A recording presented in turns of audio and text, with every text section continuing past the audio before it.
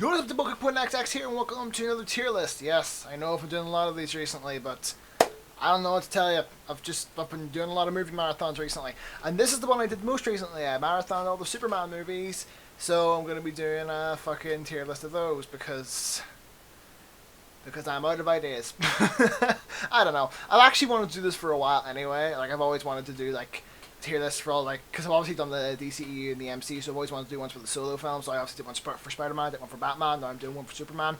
And this one actually doesn't have as well. Actually, to be fair, actually no, I was gonna say I think it does more than Batman, but it doesn't because Batman had the original 4 and they had 3. Nah. So yeah, this is probably the shortest one the smallest one I've done so far. So yeah, I guess let's go with this. So the first one obviously is the first Superman, the one from 78, and yeah, it's really good. It's like it set the standard for comic book movies after it, and it was just like if you don't like this film, I don't know what to say to you.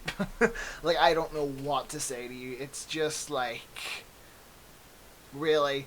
But anyway, after that obviously is Superman 2. Superman 2 can honestly go either way, and yes, I know the Richard Donner cut. Obviously, a lot of people are going to be saying, oh, where's the Richard Donner cut? Honestly, I don't know if I like the Richard Donner cut any more than I like the original. They're both just fine. I mean, no, I say fine. No, like, honestly, this is probably, I'm going to put this in perfect as well. Like, Superman 2 isn't too far behind Superman 1. It's still really good. I just don't think the Richard Donner cut is much better than the original. I don't even think it's better than the original. I think it's just on par, which is still really good. But if I had to pick which one I prefer, I'd probably say the original, although as I said, they're both basically on par with each other. So yeah, Superman 1 and 2 are must-watches for anybody, especially the first one. I swear to God, people. Watch the first one. Watch the second one as well, but definitely watch the first one. So the one after that is Superman 3, and this is where we discover that all the Superman films are just bad after the first two. Like, I swear to God, like, I went into it, like, expecting, like... Because obviously, anytime someone said, like, oh, this film is bad, it's obviously, like, it's always very exaggerated. It's like, oh, it's not that bad, but it's bad. Like, Green Lantern. People say Green Lantern is an absolute shit show. It's not that bad. I mean, it's bad, but it's not that fucking bad. This film is that fucking bad. It is, like, it makes no sense at all. It's all over the fucking show. It's just, I don't know. I don't know what the fuck to tell you about this film. Don't watch this film. Unless you're really curious, then maybe do, but seriously. No, I don't even know what to say about it. Like, the villains were very uninteresting. He just kind of stops being a good guy, like, halfway through with no, like... It's not like in Spider-Man 3 where it kind of gradually happened. It's just, like, 1 minute he's a good guy, next minute he's a fucking bad guy. Then there's, like, one scene with an evil Superman, which was really shitty. And the final boss fight just made absolutely no sense. The only thing I actually enjoyed in this film was when the villain is talking to his sister and is, like... fucking the other girl, the one with the really high-pitched voice, and the high-pitched voice one just goes, she's a big pig, and it's like, what the fuck? That was funny, but like, aside from that, the film is absolutely fucking terrible. And like, the whole thing where the sister gets caught in the machine at the end, and get turned into this weird robot cyborg thing, what the fuck was that? That didn't make any sense. But anyway, I've just ripped into Superman 3. Superman 4 is even worse. Like, the villain is so bad. His design is awful. It's very obvious that he's not actually saying his own lines. Fucking that scene where he reminds Lois, oh yeah, I'm Superman. They fly and he comes back and then he wipes her mind again, which didn't really make any sense. There's all this shit about fucking like Lex Luthor. The dude who played him was clearly like balding at the time, but it didn't make any.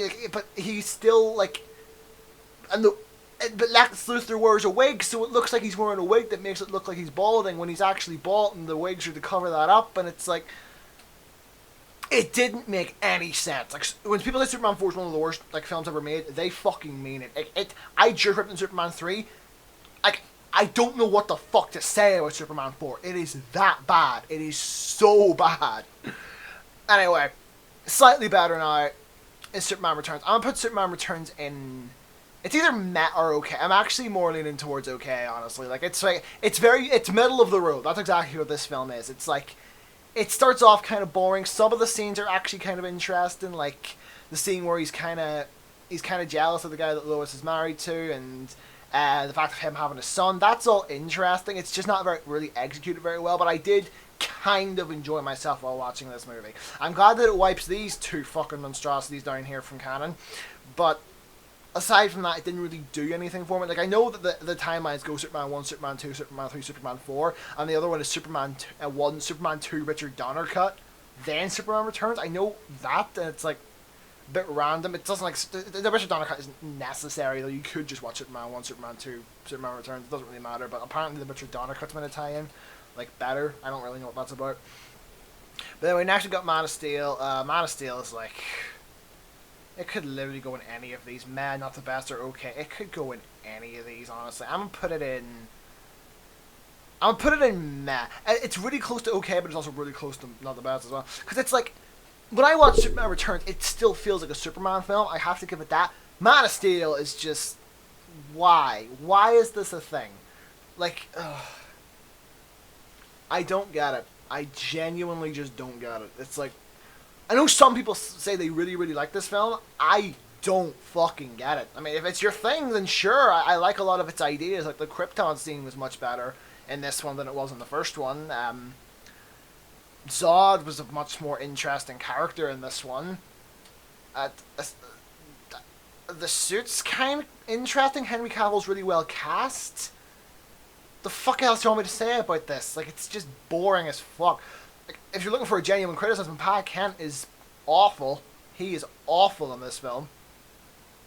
I don't know what else to tell you. It's just, it's boring as fuck. It's like, I don't know. But anyway, if you enjoyed the video, I'm sure you will like. Leave a comment in the comment section below telling me if you agree, and if you don't, tell me how you would do this, because I'm actually really interested. Because Man of Steel is possibly the most, fucking, everybody has a different opinion on Man of Steel. I don't think there's two people in the world who have the same opinion on Man of Steel. It is so weird. But anyway, subscribe, have a night. I'll see you all next time. Peace.